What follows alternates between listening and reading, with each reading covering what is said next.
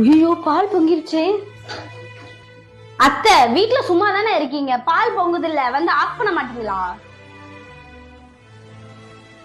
அத்தை எப்ப பார்த்தாலும் தூங்கிட்டே இருக்கீங்க. ஒரு பாத்திரம் கழுவலாம், ஒரு வீடு கூட்டலாம், ஒரு துணி மடிச்சு வைக்கலாம், ஏதாச்சும் ஒண்ணு பண்ணலாம்ல.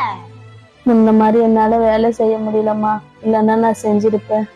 அப்பன்னா இங்க இருக்காதீங்க, எங்கேயாச்சும் கிளம்பி போங்க. ஏய், என்ன ரெண்டு பேரும் கத்திட்டு இருக்கீங்க? இல்லப்பா.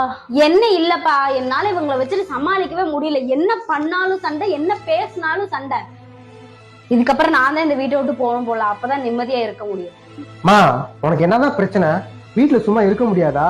இப்படியே பிரச்சனை பண்ணிட்டு தான் இருப்பியா? இப்படியே பிரச்சனை பண்ணிட்டு இருந்தேன்னு வச்சுக்கோ, நீங்க கொண்டே விட்டு வந்துருவேன். மா மா மா